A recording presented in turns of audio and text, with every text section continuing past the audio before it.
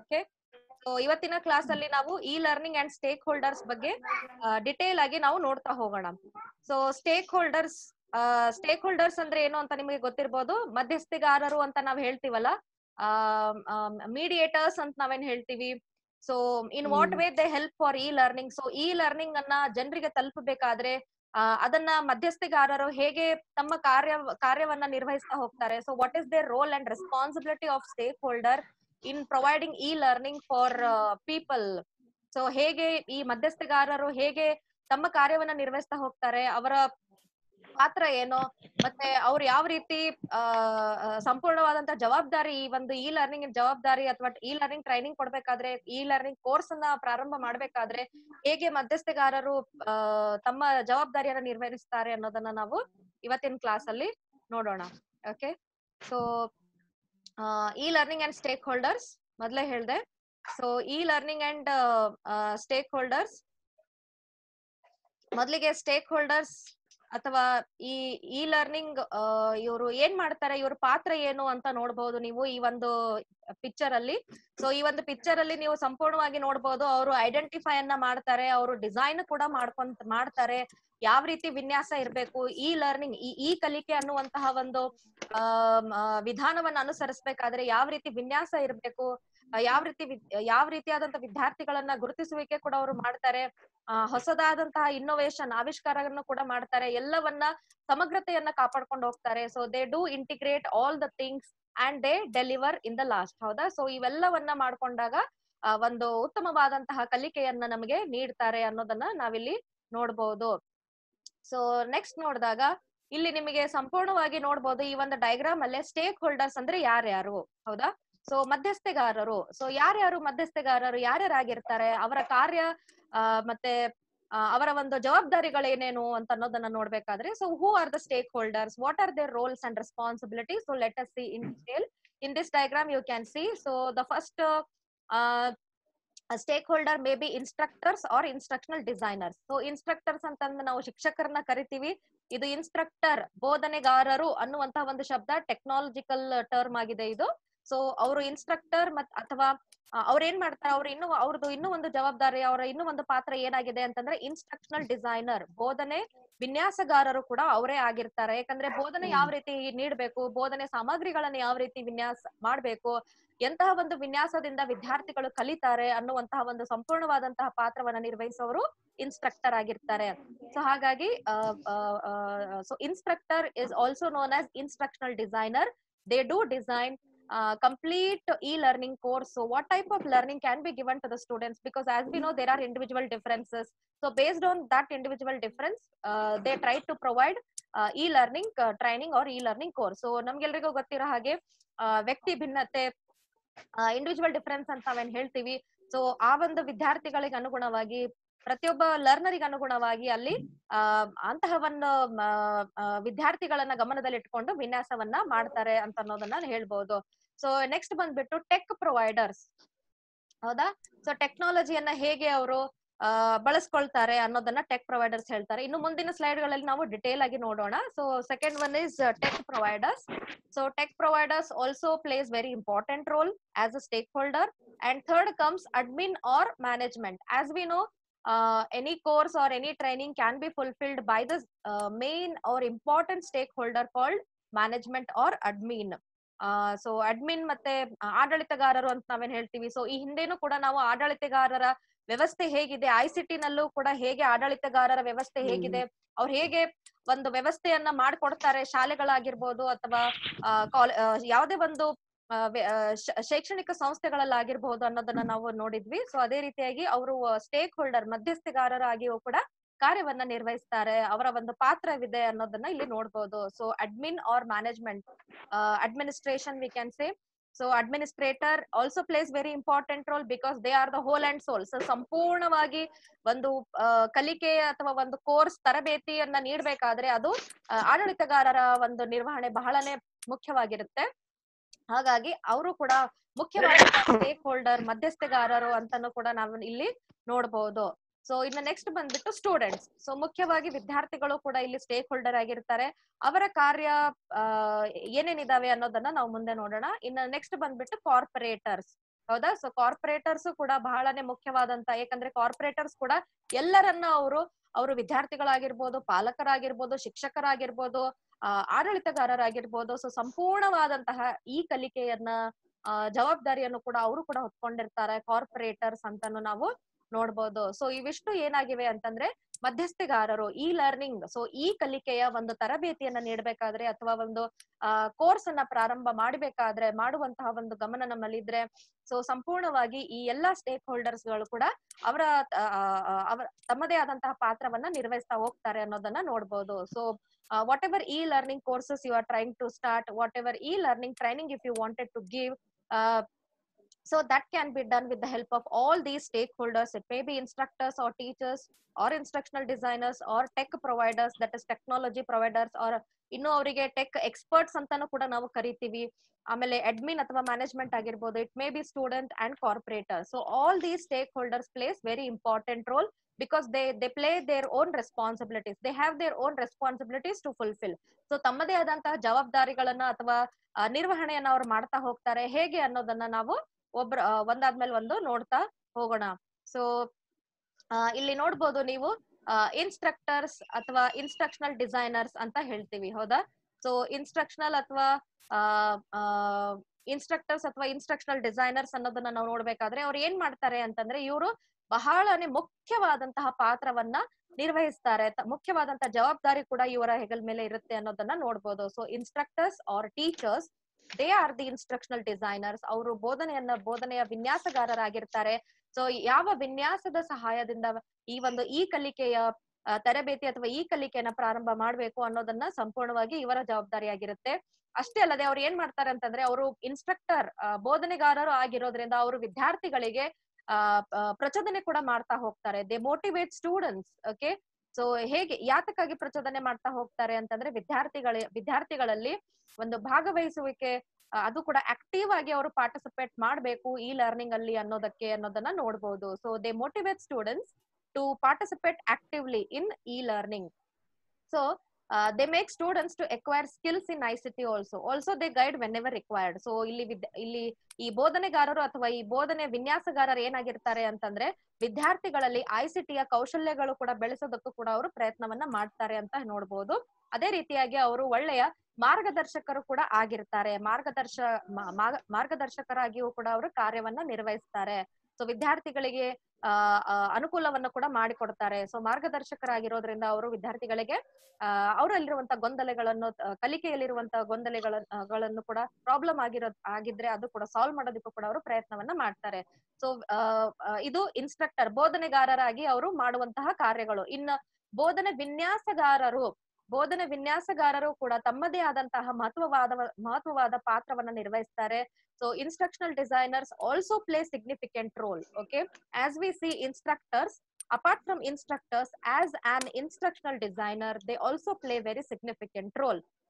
How means they adopt suitable ID model ಅಂತ ಅನ್ನುವಂಥದ್ದು ಬಹಳನೇ ಈ ಕಲಿಕೆಯ ಒಂದು ತರಬೇತಿ ಅಥವಾ ಕೋರ್ಸ್ ಅನ್ನ ಪ್ರಾರಂಭ ಮಾಡ್ಬೇಕಾದ್ರೆ ಈ ಐಡಿ ಅಂದ್ರೆ ಇನ್ಸ್ಟ್ರಕ್ಷನಲ್ ಡಿಸೈನ್ ಮಾಡೆಲ್ ಅಂತಾನೆ ಹೇಳ್ತೀವಿ. ಸೊ ಇದು ಬಹಳನೇ ಪ್ರಚಲಿತವಾಗಿರುವಂತಹ ಒಂದು ಟರ್ಮ್ ಅಂತಾನೆ ಹೇಳ್ಬೋದು. ಸೊ ಇನ್ಸ್ಟ್ರಕ್ಷನಲ್ ಡಿಸೈನ್ ಮಾಡೆಲ್ ಅಂತಾನೆ ಬಂದಿದೆ. ಸೊ ಅಲ್ಲಿ ನಿಮ್ಗೆ ಗೊತ್ತಾಗತ್ತೆ, ಈ ಇನ್ಸ್ಟ್ರಕ್ಷನಲ್ ಡಿಸೈನ್ ಮಾಡೆಲ್ ಮುಖ್ಯವಾಗಿ ನಾವು 5 ಹಂತಗಳಲ್ಲಿ ನಾವು ನೋಡ್ತೀವಿ. ಅದನ್ನ ನಾವು ಅನಲೈಸಿಸ್ ಅಂತ ಕರಿತೀವಿ. ಅದಕ್ಕೆ ನೋಡಿ ನಿಮ್ಗೂ ಕೂಡ ಸಿಸ್ಟಮ್ ಅಪ್ರೋಚ್ ನಲ್ಲೂ ಕೂಡ ಹೇಳಿದ್ದೆ, ಅನಲೈಸಿಸ್ ಅಥವಾ ನಿಮ್ಗೆ ಕಾರ್ಯ ವಿಶ್ಲೇಷಣೆ, ಟಾಸ್ಕ್ ಅನಲೈಸಿಸ್ ಕೂಡ ಇರ್ಬೇಕಾಗಿದ್ದು ಟೆಕ್ನಾಲಜಿ ಅಲ್ಲ ಅಂತ ನಾನು ಅವಾಗ ಹೇಳ್ತಾ ಇದ್ದೆ, ಹೌದಾ. ಸೊ ಈ ವಿಶ್ಲೇಷಣೆ ಅನ್ನೋದು ಬಹಳನೇ ಮುಖ್ಯವಾಗಿರುವಂತದ್ದು. ಅದು ಈ ಐಡಿ ಮಾಡೆಲ್ ಅಲ್ಲಿ ಹೇಳ್ಕೊಡುತ್ತೆ. ಈ ಐಡಿ ಮಾಡೆಲ್ ರಿಲೇಟೆಡ್ ನಾನ್ ಒಂದು ಆರ್ಟಿಕಲ್ ಮಾಡಿದೀನಿ, ನಿಮ್ಗೆ ಫಾರ್ವರ್ಡ್ ಕೂಡ ಮಾಡ್ತೀನಿ. ಅದ್ರಲ್ಲಿ ನೀವು ನೋಡ್ಬೋದು ಈ ಇನ್ಸ್ಟ್ರಕ್ಷನಲ್ ಡಿಸೈನ್ ಮಾಡೆಲ್ ಅಂದ್ರೆ ಮುಖ್ಯವಾಗಿ ಈ ಲರ್ನಿಂಗ್ ಅನ್ನ ತರಬೇತಿ ಯಾವ ರೀತಿ ಪ್ರಾರಂಭಿಸಬಹುದು, ಅಥವಾ ಈ ಲರ್ನಿಂಗ್ ಕಲಿಕೆಯನ್ನ ನಾವು ವಿದ್ಯಾರ್ಥಿಗಳಲ್ಲಿ ಕಲಿಕೆ ಉಂಟು ಮಾಡ್ಬೇಕಾದ್ರೆ ಈ 5 ಹಂತಗಳು ಅಂತಾನೆ ನಾವು ಕರಿಬಹುದು. ಈ 5 ಹಂತಗಳು ಬಹಳನೇ ಮುಖ್ಯವಾಗಿರುವಂತದ್ದು. ಅದರಲ್ಲಿ ಮೊದಲೇದ್ ಬರೋದು ADDIE ಮಾಡೆಲ್ ಅಂತ ಕರೀತಾರೆ. ADDIE ಅಂತಾನು ಕೂಡ ಕರೀತಾರೆ ಅದನ್ನ ಇನ್ಸ್ಟ್ರಕ್ಷನಲ್ ಡಿಸೈನ್ ಮಾಡೆಲ್ಗೆ. ADDIE, A ಅಂದ್ರೆ ಅನಲೈಸಿಸ್, D ಅಂದ್ರೆ ಡಿಸೈನ್, ಇನ್ನು ಒಂದು D ಅಂದ್ರೆ ಡೆವಲಪ್ಮೆಂಟ್, ಆಮೇಲೆ ಇಂಪ್ಲಿಮೆಂಟ್, ಆಮೇಲೆ ಲಾಸ್ಟ್ ಒನ್ ಇವ್ಯಾಲ್ಯೂಯೇಷನ್ ಅಂತ ಹೇಳ್ತೀವಿ ಅಥವಾ ಇವ್ಯಾಲ್ಯೂಯೇಟ್ ಅಂತ ಹೇಳ್ತೀವಿ. ಸೊ ಈ 5 ಹಂತಗಳ ಮುಖಾಂತರವೇ ವಿನ್ಯಾಸಗಾರರಾಗಿರುವಂತವ್ರು ಅಥವಾ ಬೋಧನೆಯ ವಿನ್ಯಾಸಗಾರರಾಗಿರುವಂತವ್ರು ಬೋಧನೆಯನ್ನ ವಿನ್ಯಾಸ ಮಾಡಬಹುದು ಈ 5 ಹಂತಗಳ ಸಹಾಯದಿಂದ. ಅವ್ರು ಮೊದಲಿಗೆ ಏನ್ ಮಾಡ್ತಾರೆ ಅಂತಂದ್ರೆ ಅನಲೈಸಿಸ್ ಅನ್ನ ಮಾಡ್ತಾರೆ. ಯಾವ ರೀತಿಯಾದಂತ ವಿದ್ಯಾರ್ಥಿಗಳಿದ್ದಾರೆ, ಹೇಗೆ ಅವ್ರು ಹೇಗೆ ಕಲಿಬಹುದು ಅನ್ನೋದನ್ನ ಸೊ ಇನ್ನೂ ಉದಾಹರಣೆ ಹೇಳ್ಬೇಕಾದ್ರೆ ನಾನು ಕೂಡ PhD ನಲ್ಲಿ ಲರ್ನಿಂಗ್ ಮಟೀರಿಯಲ್ ಅನ್ನ ಡೆವಲಪ್ ಮಾಡಿದೆ. ಸೊ ನಾವು ಸ್ವಕಲಿಕೆ ಸಾಮಗ್ರಿಯನ್ನ ನೀವು ಕೂಡ ತಯಾರು ಮಾಡಬಹುದು. ನೀವು ಕೂಡ ತಯಾರು ಮಾಡ್ಬೇಕಾದ್ರೆ ಈ 5 ಹಂತಗಳನ್ನೇ ನಾವು ಅನುಸರಿಸ್ತೀವಿ ಅಂತ ಹೇಳ್ಬಹುದು. ಹೌದಾ? ಸೊ ಹಾಗಾಗಿ ಮೊದಲನೇ ಹಂತ ವಿಶ್ಲೇಷಣೆ, ಅನಲೈಸಿಸ್ ಅಂತ ಹೇಳ್ತೀವಿ. ಇನ್ ಎರಡನೇದ್ ಬಂದ್ಬಿಟ್ಟು ಡಿಸೈನಿಂಗ್. ಸೊ ಡಿಸೈನಿಂಗ್ ಬಹಳನೇ ಮುಖ್ಯವಾಗಿರುವಂತದ್ದು. ನೀವು ಆಲ್ರೆಡಿ ಸಿಸ್ಟಮ್ ಅಪ್ರೋಚ್ ಅಲ್ಲಿ ನೀವು ನೋಡಿರ್ತೀರಾ. ಸೊ ಹೇಗೆ ಒಂದು ವಿನ್ಯಾಸವನ್ನ ನಾವು ಹಾಕೊಂತೀವಿ, ಸೊ ಅದು ಪರಿಕಲ್ಪನೆ ಆಗಿರ್ಬೋದು, ವಿದ್ಯಾರ್ಥಿಗಳ ಅರ್ಥೈಸುವಿಕೆ ಆಗಿರ್ಬೋದು. ಸೊ ಆ ವಿನ್ಯಾಸದ ಮುಖಾಂತರನೇ ನಾವು ಬೋಧನೆಯನ್ನ ನೀಡೋದಕ್ಕೆ ಪ್ರಯತ್ನ ಪಡ್ತೀವಿ ಅನ್ನೋದನ್ನ ನೋಡ್ಬೋದು. ಇನ್ನು ಮೂರನೇದ್ ಬಂದ್ಬಿಟ್ಟು ಡೆವಲಪ್ಮೆಂಟ್. ಸೊ ಬೆಳವಣಿಗೆ, ವಿದ್ಯಾರ್ಥಿಗಳಲ್ಲಿ ಕಲಿಕೆ ಹೇಗೆ ಬೆಳೀತಾ ಇದೆ, so how students R developing, ಹೇಗೆ ಸ್ವಂತವಾಗಿ ಹೇಗೆ ಬೆಳೀತಾ ಇದ್ದಾರೆ ಅನ್ನೋದನ್ನು ಕೂಡ ನಮಗೆ ಈ ID model, instructional design model ನಮಗೆ ಹೇಳ್ಕೊಡುತ್ತೆ. ಇನ್ನು ನಾಲ್ಕನೇದ್ ಬಂದ್ಬಿಟ್ಟು ಇಂಪ್ಲಿಮೆಂಟ್. ಸೊ ಹೇಗೆ ಅದನ್ನ ನಾವು ಅನ್ವಯಿಸ್ತೀವಿ, ಹೇಗೆ ವಿದ್ಯಾರ್ಥಿಗಳಿಗೆ ನೀಡ್ತೀವಿ, ಇಂಪ್ಲಿಮೆಂಟ್ ಹೇಗಾಗುತ್ತೆ, ಕಲಿಕೆ ಅನ್ನೋದು ಹೇಗೆ ಇಂಪ್ಲಿಮೆಂಟ್ ಆಗುತ್ತೆ ವಿದ್ಯಾರ್ಥಿಗಳಲ್ಲಿ, ಹೇಗೆ ಅವರು ಪ್ರಭಾವಿತರಾಗಿ ಕಲಿತಾರೆ ಅನ್ನೋದನ್ನ ಕೂಡ ಹೇಳ್ಕೊಡುತ್ತೆ. ಇನ್ನು ಲಾಸ್ಟ್ ಬಂದ್ಬಿಟ್ಟು ಇವ್ಯಾಲ್ಯುವೇಟ್. ಸೊ ಮೌಲ್ಯಮಾಪನ ಅಂತೂ ನಿಮ್ಗೆ ಗೊತ್ತೇ ಇದೆ. ಸೊ ಮೌಲ್ಯಮಾಪನದ ಮುಖಾಂತರವೇ ನಮಗೆ ಗೊತ್ತಾಗುತ್ತೆ ಹೇಗೆ ವಿದ್ಯಾರ್ಥಿ ಕಲಿತಾ ಇದ್ದಾನೆ ಅನ್ನೋದನ್ನ. ಸೊ ಹಾಗಾಗಿ ಈ ADDIE ಮಾಡೆಲ್ ಅಂತ ನಾವೇನ್ ಹೇಳ್ತೀವಿ, ಸೊ ಈ ID ಮಾಡೆಲ್ ಅನ್ನ ನಾವು ನಿರ್ಮಾಣ ಮಾಡ್ಬೇಕಾದ್ರೆ ಅದಕ್ಕೆ ನಮಗೆ ಈ ADDIE ಅನ್ನುವಂತಹ ಹಂತಗಳು, ಅದು ADDIE, ಈ 5 ಹಂತಗಳು ಬಹಳನೇ ಮುಖ್ಯವಾಗಿದ್ದಾವೆ. ಸೊ ಹಾಗಾಗಿ ಈ 5 ಹಂತಗಳ ಮುಖಾಂತರದಿಂದಲೇ ನಾವು ಈ ಕಲಿಕೆಯನ್ನ ನಾವು ನೀಡಬಹುದು ವಿದ್ಯಾರ್ಥಿಗಳಲ್ಲಿ. ಸೊ ಈ ಕಲಿಕೆ ಇನ್ನೊಂದು ಅರ್ಥನೂ ನಿಮ್ಗೆ ಗೊತ್ತಿದೆ, ಸೆಲ್ಫ್ ಲರ್ನಿಂಗ್ ಅಂತ ಹೇಳ್ತೀವಿ, ವೈಯಕ್ತಿಕ ಕಲಿಕೆ, ಇಂಡಿವಿಜುವಲೈಸ್ಡ್ ಲರ್ನಿಂಗ್ ಅಂತಾನು ಕೂಡ ನಾವು ಹೇಳ್ತೀವಿ. ಹೌದಾ? ಸೊ ಹಾಗಾಗಿ ಈ ಬೋಧನೆ ವಿನ್ಯಾಸಗಾರರು ಏನಾಗಿದ್ದಾರೆ, ಬಹಳನೇ ಮುಖ್ಯವಾದಂತಹ ಪಾತ್ರವನ್ನ ನಿರ್ವಹಿಸ್ತಾರೆ ಅಂತ ಹೇಳ್ಬೋದು. ಸೊ ಇನ್ನೂ ಹೇಳ್ಬೇಕಾದ್ರೆ ಒಂದು ಏನಂತೀರಾ, ಎಫೆಕ್ಟಿವ್ ಲರ್ನಿಂಗ್ ಅಂತ ನಾವೇನ್ ಹೇಳ್ತೀವಿ. So to give effective learning, that is the most important responsibility of instructional designer. So ಪರಿಣಾಮಕಾರಿಯಾದಂತಹ ಕಲಿಕೆಯನ್ನ ವಿದ್ಯಾರ್ಥಿಗಳಲ್ಲಿ ಉಂಟು ಮಾಡ್ಬೇಕಾದ್ರೆ ಅದು ಇವರಿಂದ ಸಾಧ್ಯವಾಗುತ್ತೆ ಅನ್ನೋದನ್ನ ನೋಡ್ಬಹುದು. ಸೊ ಇನ್ನು ಮುಂದೆ ನೋಡ್ಬೇಕಾದ್ರೆ ಇವರು ವಿನ್ಯಾಸಗಾರರಾಗಿರ್ತಾರೆ, ಬೋಧನೆ ವಿನ್ಯಾಸಗಾರರಾಗಿರ್ತಾರೆ. ಸೊ ಬೋಧನೆ ವಿನ್ಯಾಸಗಾರರಾಗಿ ಇವರು ಮಧ್ಯಸ್ಥಗಾರರಲ್ಲಿ ಒಬ್ಬ ಮಧ್ಯಸ್ಥಗಾರರಾಗಿಯೂ ಕೂಡ ಮುಖ್ಯವಾದ ಪಾತ್ರ ನಿರ್ವಹಿಸ್ತಾರೆ. ಹೇಗೆ ಅಂತಂದ್ರೆ ಅವರು ಇನ್ವೆಸ್ಟರ್ ಏನಿರ್ತಾರಲ್ರಿ, ಅಂದ್ರೆ ಫೈನಾನ್ಸ್ ಇನ್ವೆಸ್ಟ್ ಏನ್ ಮಾಡ್ತಿರ್ತಾರಲ್ಲ, ಅವರ ಜೊತೆಗೂ ಕೂಡ ಒಂದು ಉತ್ತಮವಾದಂತಹ ಬಾಂಧವ್ಯವನ್ನ ಕಾಪಾಡ್ಕೊಳ್ತಾರೆ ಇವರು ಅಂತಾನೆ ಹೇಳ್ಬೋದು. ಆವಾಗ ಮಾತ್ರ ಈ ಕಲಿಕೆಯ ಗುರಿಗಳು ಏನಿದಾವೆ ಆ ಗುರಿಗಳು ತಲುಪೋದಕ್ಕೂ ಕೂಡ ಸಹಾಯ ಆಗುತ್ತೆ ಅಂತ ಅನ್ನೋದನ್ನ ನಾವಿಲ್ಲಿ ನೋಡ್ಬೋದು. So they also play important role. They act as a stakeholder. How means they try to communicate between investors and other stakeholders to reach the goal. Okay, so whatever the goal they have before starting the e-learning course, so they try to reach that. So ಹೀಗಾಗಿ ಅವರು ಉತ್ತಮವಾದಂತಹ ಬಾಂಧವ್ಯ ಕೂಡ ಬೆಳೆಸೋದಕ್ಕೂ ಸಂವಹನದ ಮುಖಾಂತರ ಬಾಂಧವ್ಯವನ್ನು ಬೆಳೆಸೋದಕ್ಕೂ ಕೂಡ ಪ್ರಯತ್ನ ಪಡ್ತಾರೆ ಇತರೆ ಮಧ್ಯಸ್ಥಗಾರರ ಜೊತೆಗೆ ಅಂತ ಅನ್ನೋದನ್ನ ನಾವು ನೋಡ್ಬೋದು. ಇನ್ನು ಎರಡನೇದ್ ಬಂದ್ಬಿಟ್ಟು ಟೆಕ್ ಪ್ರೊವೈಡರ್ಸ್. ಇವರನ್ನ ಟೆಕ್ನಾಲಜಿ ಎಕ್ಸ್ಪರ್ಟ್ಸ್ ಅಂತಾನು ಕೂಡ ಕರೆಯಲಾಗುತ್ತೆ. ಸೊ ಟೆಕ್ ಎಕ್ಸ್ಪರ್ಟ್ಸ್ ಅಂತಾನು ನಾವಿಲ್ಲಿ ನೋಡ್ಬಹುದು. ಸೊ ಇವ್ರೇನ್ ಮಾಡ್ತಾರೆ ಅಂತಂದ್ರೆ ಆಲ್ರೆಡಿ ಹೇಳಿದೆ, ಇವರನ್ನ ನಾವು ಟೆಕ್ ಎಕ್ಸ್ಪರ್ಟ್ ಅಂತಾನು ಕರಿತೀವಿ. ಅಂದ್ರೆ ಟೆಕ್ನಾಲಜಿ ಎಕ್ಸ್ಪರ್ಟ್ ಆಗಿರ್ತಾರೆ. ಇವ್ರು ಏನ್ ಮಾಡ್ತಾರೆ ಅಂತಂದ್ರೆ ಯಾವುದೇ ರೀತಿಯಾದಂತಹ ಗೊಂದಲ ಉಂಟಾದ್ರೆ ಸಾಫ್ಟ್ವೇರ್ ನಲ್ಲಿ ಆಗಿರ್ಬೋದು ಅಥವಾ ವಿದ್ಯಾರ್ಥಿಗಳ ಕಲಿಕೆಯಲ್ಲಿ ಆಗಿರ್ಬೋದು, ಅದನ್ನ ಅವರು ಸಾಲ್ವ್ ಮಾಡೋದಕ್ಕೆ ಪ್ರಯತ್ನ ಮಾಡ್ತಾರೆ ಅನ್ನೋದನ್ನ ನೋಡ್ಬೋದು. So since as we know, technology expert or technology provider, they try to solve the problem. They are also called troubleshooter. ಹೌದಾ? ಸೊ ಯಾವುದೇ ಒಂದು ಸಮಸ್ಯೆ ಬಂದ್ರೆ ಅದಕ್ಕೆ ನಿವಾರಣೆ ಮಾಡೋದಕ್ಕೂ ಕೂಡ ಅವ್ರು ಪ್ರಯತ್ನ ಮಾಡ್ತಾರೆ. So why they do that? Because and why we need technology expert to see that e-learning is going in a smoother manner. So ಇದು ಸುಲಭವಾಗಿ ಮತ್ತೆ ಯಾವುದೇ ಗೊಂದಲ ಇಲ್ಲದೆ ಇರುವಂತಹ ಒಂದು ಕಲಿಕೆ ಉಂಟಾಗ್ಬೇಕು ಅಂತಂದ್ರೆ ನಮಗೆ ಟೆಕ್ನಾಲಜಿ ಎಕ್ಸ್ಪರ್ಟ್ ಅಥವಾ ಟೆಕ್ನಾಲಜಿ ಪ್ರೊವೈಡರ್ ನಮಗೆ ಬೇಕು ಅಂತ ಅನ್ನೋದನ್ನ ನೋಡ್ಬಹುದು. ಸೊ ಅವ್ರಿಗೆ ಮಾತ್ರ ಗೊತ್ತಿರುತ್ತೆ ಯಾವ ಒಂದು ಟೂಲ್, ಯಾವ ಒಂದು ಸಾಧನ ನಮ್ಗೆ ಬೇಕಾಗಿರುತ್ತೆ ಒಂದು ಒಳ್ಳೆ ರೀತಿಯಾದಂತ ಉತ್ತಮವಾದಂತ e-learning ಅನ್ನ ನೀಡ್ಬೇಕಾದ್ರೆ. ಹಾಗಾಗಿ ಟೆಕ್ನಾಲಜಿ ಎಕ್ಸ್ಪರ್ಟ್ ಅವರು ಕೂಡ ಒಂದು ಉತ್ತಮವಾದಂತಹ ಮಧ್ಯಸ್ಥಗಾರರಾಗಿ ಕಾರ್ಯನಿರ್ವಹಿಸ್ತಾರೆ ಅನ್ನೋದನ್ನ ನೋಡ್ಬೋದು. They also play very important role as a stakeholder ಅಂತ ನಾವಿಲ್ಲಿ ನೋಡ್ಬೋದು. ಸೊ ಇನ್ನು ನೆಕ್ಸ್ಟ್ ಬಂದ್ಬಿಟ್ಟು admin or management. So admin or management ಆಡಳಿತಗಾರರು ಅಂತ ಹೇಳ್ಬೋದು, ಆಡಳಿತಗಾರರು ಅಥವಾ ನಿರ್ವಹಣೆಗಾರರು ಅಂತಾನು ನಾವಿಲ್ಲಿ ಹೇಳ್ಬೋದು. So admin, what admin people will do is, so they try to they are in charge for overall e learning course or training. So ಸಂಪೂರ್ಣವಾದಂತಹ ನಿರ್ವಹಣೆಗಾರರು ಇವರಾಗಿರ್ತಾರೆ. ಸಂಪೂರ್ಣವಾದಂತಹ ಈ ಕಲಿಕೆ ಸುಲಭವಾಗಿ ಮತ್ತೆ ಯಾವುದೇ ರೀತಿಯಾದಂತಹ ಗೊಂದಲ ಇಲ್ಲದೆ ಇರುವ ಹಾಗೆ ನೋಡ್ಕೊಳ್ಳುವಂತ ಸಂಪೂರ್ಣವಾದ ಜವಾಬ್ದಾರಿ ಇವ್ರದಾಗಿರುತ್ತೆ, ಆಡಳಿತಗಾರರು ಅಥವಾ ನಿರ್ವಹಣೆಗಾರರು ಅಂತ ಏನ್ ಹೇಳ್ತೀವಿ. ಸೊ ಆಲ್ರೆಡಿ ನೀವು ಐಸಿಟಿ ನಲ್ಲಿ ನೋಡಿದಿರಾ ಹೌದಾ, administrator in the role of ICT, ಹೇಗೆ ಅವರು ಈ ಅಟೆಂಡೆನ್ಸ್ ಅನ್ನ ಮೇಂಟೈನ್ ಮಾಡ್ಬೇಕು ಅಂತ ನೋಡ್ತಾರೆ. ಅದೇ ರೀತಿಯಾಗಿ ಯಾವ ವಿಧವಾದಂತಹ ರಿಜಿಸ್ಟರ್ ಕೂಡ ಮೇಂಟೈನ್ ಮಾಡ್ತಾರೆ ಆನ್ಲೈನ್ ಅಲ್ಲಿ ಅನ್ನೋದನ್ನ ನಾವು ಆಲ್ರೆಡಿ ನೋಡಿದೀವಿ ಹೌದಾ. ಸೊ ಹಾಗಾಗಿ ಇವರು ಇನ್ನೂ ಒಂದೇನ್ ಮುಖ್ಯವಾದಂತಹ ಈ ಕಲಿಕೆಗೆ ಬಂದಾಗ ಮುಖ್ಯವಾದಂತಹ ಕಾರ್ಯ ಇವ್ರದ್ದು ಏನಾಗಿದೆ ಅಂತಂದ್ರೆ, ಇವರು ಬೇರೆ ಬೇರೆ ಲರ್ನಿಂಗ್ ಮ್ಯಾನೇಜ್ಮೆಂಟ್ ಸಿಸ್ಟಮ್ ಆಗಿರುವಂತಹ ಬೇರೆ ಬೇರೆ ಅಂದ್ರೆ ಯಾವ ಲರ್ನಿಂಗ್ ಮ್ಯಾನೇಜ್ಮೆಂಟ್ ಸಿಸ್ಟಮ್ ಸಹಾಯದಿಂದ ವಿದ್ಯಾರ್ಥಿಗಳು ಕಲಿತಾ ಹೋಗ್ತಾರೆ. ಸೊ ನಿಮ್ಗೆಲ್ರಿಗೂ ಗೊತ್ತಿರಬಹುದು ಲರ್ನಿಂಗ್ ಮ್ಯಾನೇಜ್ಮೆಂಟ್ ಸಿಸ್ಟಮ್ ಅಂದ್ರೆ ಕಲಿಕಾ ನಿರ್ವಹಣೆ ವ್ಯವಸ್ಥೆ ಅಂತ ಹೇಳ್ತೀವಿ. ಸೊ ಕಲಿಕಾ ನಿರ್ವಹಣೆ ವ್ಯವಸ್ಥೆ ಏನಪ್ಪಾ ಅಂತಂದ್ರೆ ವಿದ್ಯಾರ್ಥಿಗಳು ಸ್ವಂತ ಕಲಿಯುವಂತದ್ದು ಹೌದಾ. ಇವಾಗ ಗೂಗಲ್ ಕ್ಲಾಸ್ ರೂಮ್ ಇದೆ, ಅದು ಕೂಡ ಒಂದು ಈ LMS ಗೆ ಉದಾಹರಣೆ ಅಂತ ಹೇಳ್ಬೋದು. ಅದು ಕೂಡ ಒಂದು, ಯಾಕಂದ್ರೆ ನೀವು ಗೂಗಲ್ ಕ್ಲಾಸ್ ರೂಮ್ ಅಲ್ಲಿ ಏನ್ ಮಾಡ್ತಿದ್ದೀರಾ, ನಾನೇನಾದ್ರೂ ಒಂದು ಕ್ವಿಜ್ ಹಾಕಿದ್ರೆ ಅಥವಾ ನಾನೇನಾದ್ರೂ ಒಂದು ಮಟೀರಿಯಲ್ ಹಾಕ್ಬಿಟ್ಟು ಅದಕ್ಕೆ ಒಂದು ಪ್ರಶ್ನೆಯನ್ನ ನಾನು ಕೇಳಿದ್ದೆ ಆದ್ರೆ ನೀವೇನ್ ಮಾಡ್ತಿದ್ದೀರಾ, ಸ್ವಂತವಾಗಿ ನೀವು ಕಲಿತಾ ಇದ್ದೀರಾ ಹೌದಾ. You learn by yourself. So ನೀವೇನ್ ಮಾಡ್ತಿದ್ದೀರಾ, ಅಲ್ಲಿ ಒಂದು ನಿರ್ವಹಣೆಯನ್ನ ಮಾಡ್ಕೊಂಡು ಕಲಿಕೆಯ ನಿರ್ವಹಣೆ ಮಾಡ್ಕೊಂಡು ಸ್ವಂತವಾಗಿ ನೀವು ಕಲಿತಾ ಹೋಗ್ತೀರಾ. ಅದನ್ನ ನಾವು LMS ಲರ್ನಿಂಗ್ ಮ್ಯಾನೇಜ್ಮೆಂಟ್ ಸಿಸ್ಟಮ್ ಅಂತ ನೋಡ್ತೀವಿ. ಇನ್ನೂ ಒಂದು ಬರುತ್ತೆ, ಅದು ಕಂಟೆಂಟ್ ಮ್ಯಾನೇಜ್ಮೆಂಟ್ ಸಿಸ್ಟಮ್. ಸೊ ಇನ್ನೂ ಒಂದು ಅರ್ಥದಲ್ಲಿ ಹೇಳ್ಬೇಕಾದ್ರೆ ಇದು ವಿದ್ಯಾರ್ಥಿ ಕೇಂದ್ರಿತ ಆಗಿದೆ LMS ಅಂತ ಹೇಳ್ಬೋದು. ಸೊ ಹಾಗಾಗಿ ಈ ಮಧ್ಯಸ್ಥಗಾರರು ಆಡಳಿತಗಾರರು ಮಧ್ಯಸ್ಥಗಾರರಾಗಿ ಏನ್ ಮಾಡ್ತಾರೆ ಅಂತಂದ್ರೆ, ಉತ್ತಮ ರೀತಿಯಾದಂತಹ ಕಲಿಕಾ ನಿರ್ವಹಣಾ ವ್ಯವಸ್ಥೆಯ ಒಂದು ಅನುಕೂಲತೆಯನ್ನ ವಿದ್ಯಾರ್ಥಿಗಳಿಗೆ ನೀಡ್ತಾರೆ ಅನ್ನೋದನ್ನ ನೋಡ್ಬೋದು. So as an admin or as an manager here, what they do is they try to provide different tools, different LMS tools. So one example I gave as a Google Classroom. Okay. So another example is Edmodo is there. So maybe Gausia is knowing about Edmodo. Already she has worked on preparing questionnaire, Edmodo.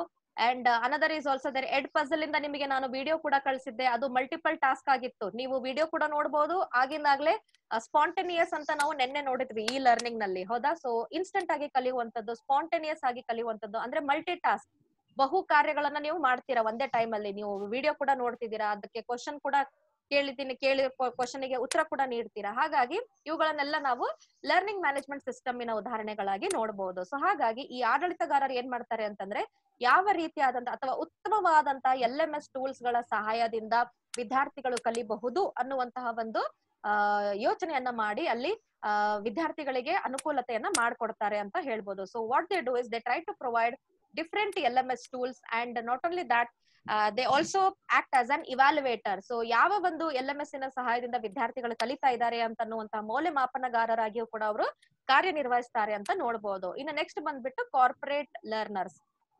So corporate learners ಅಂತ ನೋಡ್ಬೋದು. ಈ corporate learners ಅಂತಂದ್ರೆ ಅವರು ಬಹಳನೇ ಮುಖ್ಯವಾದಂತಹ ಜವಾಬ್ದಾರಿ ಹೊಂದಿರುವಂತವ್ರು ಮಧ್ಯಸ್ಥಗಾರರಾಗಿ, ಅಥವಾ ಒಂದು what we call is they are top stake holders. So ಉನ್ನತ ಮಟ್ಟ ಮೇಲಿನ ಹಂತದಲ್ಲಿ ಇರುವಂತಹ ಸ್ಟೇಕ್ ಹೋಲ್ಡರ್ ಅಂತಾನೆ ಹೇಳ್ಬೋದು. ಸೊ ಯಾಕಂದ್ರೆ ಪ್ರತಿಯೊಂದು ಹಂತದಲ್ಲಿ, ಸೊ ಈ ಕಲಿಕೆ ಆಗ್ಬೇಕು ಅಂತಂದ್ರೆ ಪ್ರತಿಯೊಂದು ಹಂತಗಳನ್ನ ಏನಂತೀರ ವೀಕ್ಷಣೆಯ ಮುಖಾಂತರ, so they do observe all the steps whether it is going in a smooth manner or not ಹೌದಾ. ಸೊ ಸಂಪೂರ್ಣವಾಗಿ ಅದು ಪ್ರತಿಯೊಂದು ಹಂತದ ವೀಕ್ಷಣೆಯ ಮುಖಾಂತರ ಅಥವಾ ಏನಂತೀರ ಅವರು ಒಂದು ಮಾನಿಟರಿಂಗ್ ಕೂಡ ಅವರು ಮಾಡ್ತಾ ಇರ್ತಾರೆ ಅನ್ನೋದನ್ನ ನೋಡ್ಬೋದು. ಸೊ ಹೇಗೆ ಅಂತಂದ್ರೆ ಅವ್ರು ಹೇಗೆ ಮಧ್ಯಸ್ಥಗಾರರಾಗಿ ಹೇಗೆ ಅವರು ನಿರ್ವಹಣೆ ಅಥವಾ ನಿರೀಕ್ಷಣೆ ಮುಖಾಂತರ ಮಾಡ್ತಾರೆ ಅಂತಂದ್ರೆ, ಸರ್ವೆ ಮುಖಾಂತರ ಆಗಿರ್ಬಹುದು, ಅಥವಾ ಒಂದು ಗುಂಪಿನ ಮೇಲೆ ನಿಗಾನ ಇಡೋದಾಗಿರ್ಬೋದು. ಸೊ ಅದೇ ರೀತಿಯಾಗಿ ಇಂಟರ್ವ್ಯೂಗಳನ್ನ ತೆಗೆದುಕೊಳ್ಳೋದ್ ಮುಖಾಂತರ ಆಗಿರ್ಬೋದು, ಅಥವಾ ಇನ್ನಿತರೆ ಡೇಟಾಗಳನ್ನ ಸಂಗ್ರಹಿಸುವ ಮುಖಾಂತರ, ಅಥವಾ ವಿದ್ಯಾರ್ಥಿಗಳಿಂದ ಫೀಡ್ಬ್ಯಾಕ್ ಪಡೆಯುವಂತದ್ದಾಗಿರ್ಬೋದು ಹೌದಾ.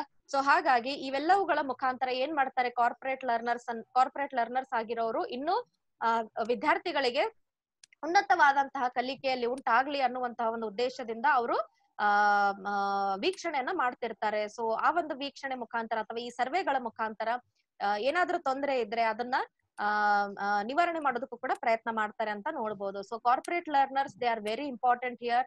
they are top stakeholders in online learning.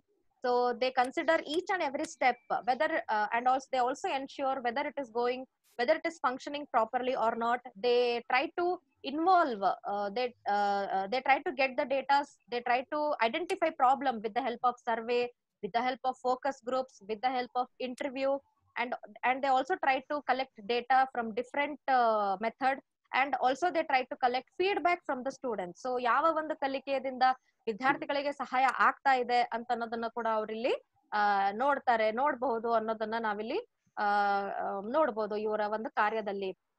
So ಇನ್ನ ನೆಕ್ಸ್ಟ್ ಸ್ಟೇಕ್ ಹೋಲ್ಡರ್ಸ್ ಆಗಿರೋಂಥವ್ರು ಸ್ಟೂಡೆಂಟ್ಸ್ ಅಂತ ಹೇಳ್ತೀವಿ. ಸೊ ಸ್ಟೂಡೆಂಟ್ಸ್ ಆಗಿರೋಂಥವ್ರು ಏನ್ ಮಾಡ್ತಾರೆ ಅಂತಂದ್ರೆ, ವಿದ್ಯಾರ್ಥಿಗಳು ಕೂಡ ಮುಖ್ಯವಾದಂತ ಕಾರ್ಯವನ್ನ ನಿರ್ವಹಿಸ್ತಾ ಹೋಗ್ತಾರೆ. ಅವರು ಕೂಡ ಫೀಡ್ಬ್ಯಾಕಿನ ಮುಖಾಂತರ, ಸೊ ನಮಗೆ ಈ ಪ್ರಾಬ್ಲಮ್ ಆಗ್ತಾ ಇದೆ ಅಂತ ಅನ್ನೋದನ್ನ ಅವರು ಟೆಕ್ ಪ್ರೊವೈಡರ್ಸ್ ಕೂಡ ಹೇಳ್ಬಹುದು, ಅಥವಾ ಇನ್ಸ್ಟ್ರಕ್ಷನಲ್ ಡಿಸೈನರ್ ಅಂತ ನಾವೇನ್ ಹೇಳಿದ್ವಿ, ಇನ್ಸ್ಟ್ರಕ್ಷನಲ್ ಡಿಸೈನರ್ಗೂ ಕೂಡ ಅವ್ರು ಹೇಳ್ಬಹುದು ನಮಗೆ ಇಲ್ಲಿ ತೊಂದರೆ ಆಗ್ತಾ ಇದೆ. ಸೊ ಅವಾಗ ಏನ್ ಮಾಡ್ಬೋದು ಅಂತಂದ್ರೆ, ಅವರು ಮತ್ತೆ ವಿನ್ಯಾಸದಲ್ಲಿ ಕೆಲವು ಏನಂತೀರಾ ಸಜೆಷನ್ಸ್ ಇನ ಮುಖಾಂತರ ಅವರು ಮತ್ತೆ ಅಲ್ಲಿ ಇಂಪ್ರೂವ್ ಅನ್ನ ಮಾಡ್ಕೊಂಡು ಮತ್ತೆ ವಿದ್ಯಾರ್ಥಿಗಳಿಗೆ ಈ ಲರ್ನಿಂಗ್ ಅನ್ನ ಮತ್ತೆ ಅಲ್ಲಿ ನೀಡಬಹುದು, ನೀಡೋದಕ್ಕೆ ಪ್ರಯತ್ನ ಪಡ್ತಾರೆ ಅನ್ನೋದನ್ನ ನೋಡ್ಬೋದು. ಸೊ ವಿದ್ಯಾರ್ಥಿಗಳು ಕೂಡ ಒಂದು ಸ್ಟೇಕ್ ಹೋಲ್ಡರ್ ಆಗಿ, ಯಾಕಂದ್ರೆ ವಿದ್ಯಾರ್ಥಿಗಳು ಈ ಕಲಿಕೆಯನ್ನ ಕಲಿಯುವಂತವ್ರು ಈ ಸ್ಟೂಡೆಂಟ್ಸ್ ಗಳು. ಸೊ ಸ್ಟೂಡೆಂಟ್ಸ್ ಕೂಡ ಮಧ್ಯಸ್ಥಗಾರರಾಗಿ ಕಾರ್ಯವನ್ನ ನಿರ್ವಹಿಸ್ತಾರೆ ಅನ್ನೋದನ್ನ ನಾವಿಲ್ಲಿ ನೋಡ್ಬಹುದು. ಸೊ ಒಟ್ಟಾರೆಯಾಗಿ ಹೇಳ್ಬೇಕಾದ್ರೆ ಈ ಲರ್ನಿಂಗಿನ ಈ ಕಲಿಕೆ ಸುಲಭವಾಗಿ ಯಾವುದೇ ಗೊಂದಲ ಇಲ್ಲದೆ ಇರುವ ಹಾಗೆ ಅದು ಸಂಪೂರ್ಣವಾಗಿ ಅದು ಕಲಿಬೇಕು, ಅದು ಮುಂದುವರಿಬೇಕು ಅಂತ ಅನ್ನೋದು ನೋಡ್ಬೇಕಾದ್ರೆ ಮಧ್ಯಸ್ಥಗಾರರು ಬಹಳ ಮುಖ್ಯವಾದಂತಹ ಕಾರ್ಯವನ್ನ ನಿರ್ವಹಿಸ್ತಾರೆ ಅಂತ ಅನ್ನೋದನ್ನ ನಾವಿಲ್ಲಿ ನೋಡ್ಬಹುದು. ಸೊ ಇದಿಷ್ಟು ಈ ಲರ್ನಿಂಗಿನ ಮಧ್ಯಸ್ಥಗಾರರು ಅಂತ ಹೇಳ್ಬಹುದು. ಸೊ ಪ್ರತಿಯೊಬ್ಬ ಮಧ್ಯಸ್ಥಗಾರರು ಏನ್ ಮಾಡ್ತಾರೆ ಅಂತಂದ್ರೆ, ತಮ್ಮದೇ ಆದಂತಹ ಕಾರ್ಯ ಮತ್ತೆ ತಮ್ಮದೇ ಆದಂತಹ ಜವಾಬ್ದಾರಿಗಳನ್ನು ಹೊಂದಿದ್ದಾರೆ ಅನ್ನೋದನ್ನ ನೋಡ್ಬಹುದು. ಸೊ ನೀವು ಕೂಡ ಈ ಲರ್ನಿಂಗ್ ಕೋರ್ಸ್ ಅನ್ನ ಕೂಡ ಸ್ಟಾರ್ಟ್ ಮಾಡಬಹುದು. ಈ ಲರ್ನಿಂಗ್ ಅದು ಬೇರೆ ಬೇರೆ, ನಾನು ಹೇಳ್ದೆ ಈಗಾಗ್ಲೇ LMS ಟೂಲ್ಸ್ ಗಳು ಅಂತ ಹೇಳಿದ್ವಿ, ಹೌದಾ? ಸೊ ಇಲ್ಲಿ LMS ಟೂಲ್ಸ್ ಗಳ ಸಹಾಯದಿಂದ ನೀವು ಕೂಡ ಈ ಲರ್ನಿಂಗ್, ಈ ಕಲಿಕೆಯನ್ನ ನಿಮ್ಮ ವಿದ್ಯಾರ್ಥಿಗಳಿಗೆ, ನೀವು ಕೂಡ ಮುಂದೆ ಹೋದ್ಮೇಲೆ ಶಿಕ್ಷಕರಾಗುವಂತವ್ರು, ನೀವು ಕೂಡ ಈ ಲರ್ನಿಂಗ್ ಸಹಾಯದಿಂದ, ಈ LMS ಟೂಲ್ಸ್ ಗಳ ಸಹಾಯದಿಂದ ನೀವು ಕೂಡ ವಿದ್ಯಾರ್ಥಿಗಳಲ್ಲಿ ಈ ಕಲಿಕೆಯನ್ನ ಉಂಟು ಮಾಡಬಹುದು. So even you can also create your own e-learning courses, or even you can train students with the help of e-learning, and of course with the help of ಇನ್ನೊಬ್ರು ಕೂಡ ಮಧ್ಯಸ್ಥಗಾರರು ಬರ್ತಾರೆ. ಅವ್ರು ಯಾರಂತಂದ್ರೆ ಸಪೋರ್ಟಿಂಗ್ ಸ್ಟಾಫ್ ಅಂತ ಹೇಳ್ತೀವಿ, ಹೌದಾ? ಸೊ ಶಿಕ್ಷಕರು ಇಲ್ಲಿ instructor ಇದಾರೆ ಅಂತ ಹೇಳಿದ್ವಿ, ಇನ್ಸ್ಟ್ರಕ್ಷನಲ್ ಡಿಸೈನರ್ ಆಗಿದ್ದಾರೆ ಅಂತ ಹೇಳಿದ್ವಿ. ಅದೇ ರೀತಿಯಾಗಿ ಅವ್ರಿಗೆ ಏನ್ ಬೇಕು ಅಂತಂದ್ರೆ ಒಂದು ಸಪೋರ್ಟಿಂಗ್ ಸ್ಟಾಫ್ ಅಂತ ಹೇಳ್ಬೋದು. ಸೊ ಆ ಸಪೋರ್ಟಿಂಗ್ ಸ್ಟಾಫ್ ಕೂಡ ಮಧ್ಯಸ್ಥಗಾರರಾಗಿರ್ತಾರೆ. ಅವರು ಕೂಡ ಯಾವ ವಿದ್ಯಾರ್ಥಿಗಳಿಗೆ ತೊಂದರೆ ಆಗ್ತಾ ಇದೆನಾ, ಅಥವಾ ಯಾವ ಒಂದು ಈ ಕಲಿಕೆ ಕೋರ್ಸ್ ಅಲ್ಲಿ ಅಥವಾ ತರಬೇತಿಯಲ್ಲಿ ವಿದ್ಯಾರ್ಥಿಗಳಿಗೆ ಸಮಸ್ಯೆ ಆಗ್ತಿದೆ ಅನ್ನೋದನ್ನ ಕೂಡ ಅವರು ಕೂಡ ಪ್ರಾಬ್ಲಮ್ ಅನ್ನ ಐಡೆಂಟಿಫೈ ಮಾಡ್ಕೊಂಡು ಅವರು ಕೂಡ ವಿನ್ಯಾಸಗಾರರಾಗಿ ಅವರು ಕೂಡ ಕಾರ್ಯವನ್ನ ನಿರ್ವಹಿಸಬಹುದು ಅನ್ನೋದನ್ನ ನೋಡ್ಬೋದು. ಸೊ ಇದಿಷ್ಟು ಈ ಲರ್ನಿಂಗ್ ಮತ್ತೆ ಈ ಲರ್ನಿಂಗ್ ಅಲ್ಲಿರುವಂತಹ ಮಧ್ಯಸ್ಥಗಾರರು ಹೇಗೆ ತಮ್ಮ ಕಾರ್ಯ ಮತ್ತೆ ಅವರ ಜವಾಬ್ದಾರಿಗಳನ್ನ ನಿರ್ವಹಿಸ್ತಾ ಇದ್ದಾರೆ ಅಂತ ಅನ್ನೋದು